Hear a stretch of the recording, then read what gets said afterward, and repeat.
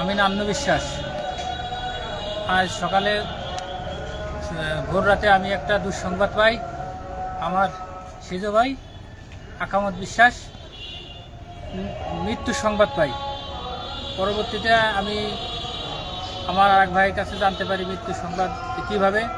শুনি যে বাড়ির যে গোয়ালঘরে তার ঝুলন্ত লাশ পাওয়া যায়। কিন্তু তার আগে আমার ভাই গরুর ব্যবসা, গরু কেনাকাটা বাবদ গরুর ব্যবসা করে লাল এবং রতনের সাথে। ইনাদের সাথে আর্থিক লেনদেন হয় ওই গরু কেনা বেচাকে কেন্দ্র করে। আমি যত জানতে পারি লাল উনি কিছু টাকা হয়তো ব্যবসায়ী হিসাবে পায়। পরে ইনাদের চাপে ঈদের এক সপ্তাহ আগে আমার ভাই বাড়ি আসলে ঈদের এক সপ্তাহ আগে বাড়ি এসে ইনাদের চাপে রাত্রে বিষ খায়।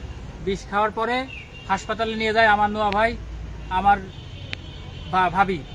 হাসপাতালে নেওয়ার পরে ট্রিটমেন্ট হওয়ার পরে সুস্থ হওয়ার পরে এই যে পাওনাদার ইনারা হাসপাতালের গেটেই সবসময় সারাক্ষণ থাকে। থাকার পরে এই যে লাল, এই রতন, ইনারা পরবর্তী সুস্থ হওয়ার পরে ওনাকে বাড়ি না যেতে দিয়ে ওনারা জোর করে লালের বাসায় নিয়ে আটকায়, বাড়িতে বসত বাড়িতে নিয়ে আটকায়। ঈদের দিন আমার ভাবি, আমার মা আনতে যায় আমার ভাইকে, যে বছরের ঈদটা অন্তত পক্ষে ছেলে মেয়ের সাথে করুক, তারপরে আবার আসবেন ঈদ করার পরে আপনাদের এখানে দিয়ে যাবেন। তারপরে ওনারা দেয় না। পরবর্তীতে আমার ভাই একজনের কাছে টাকা গচ্ছিত রাখছিল, পাইতো গরুর ব্যবসা করতে, সেই হিসাবে সেই খবর ওনারা জানার পরে জানেন তার নাম হচ্ছে লাবলু, বাড়ি সাজিয়ারা। ওখানে এই লাল এবং আমি পরবর্তী জানতে পারলাম যে লাল এবং ওই রতন মোল্লা ওনাকে নিয়ে যায় ওই লাবলুর বাড়িতে।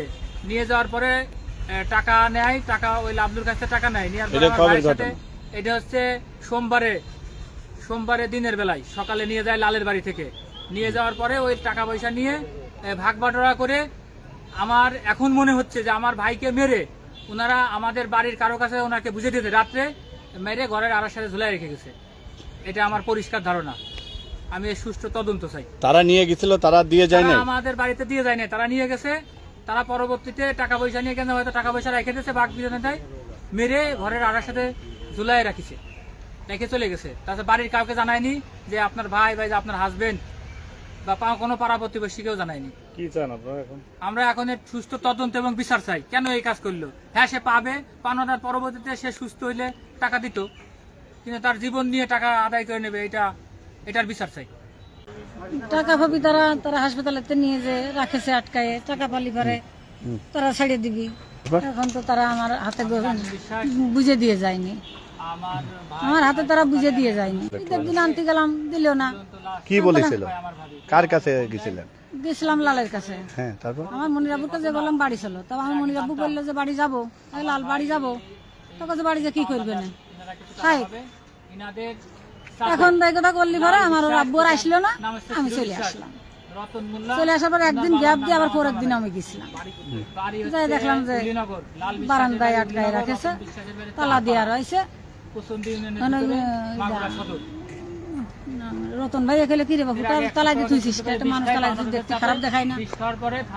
তারপর আনতে গেলাম, দিল না। বলে যখন টাকা নিয়ে আসার পরে যে যাহাই তারপরে আমি বাড়ি চলে আসি। আমার কাছে তারা কোনো সময় বুঝে দিই, তারা টাকা পয়সা পাবি এখন হত্যা করে ঝুলে রেখে গেল। আমি তার দুই চোখে দেখিনি, এখন তারা হত্যা করে শুয়ে গেছে না কি করেছে। এটা তো আমি সকালে যে দেখলাম যে ঝুলে গেছে। আর একবারই শুয়ে থাকি বাইরে, আর একবারই শুয়ে থাকি। আমি সকালে গেছি না রান্না করার জন্য, পরসা করবো, রান্না করবো। এই সময়টা আমি হামু দিয়ে দেখি যে গোয়ালের ভিতর দাঁড়ায় রয়েছে। আমি চেঁচাই উঠেছি, চেঁচাই উঠে করছি ওরা কিনারে কথা করছে না। তারপর আমি তাকাই দেখি যে চুল দেখা যাচ্ছে। আমি দৌড়ে সবাই এসে ডাকি।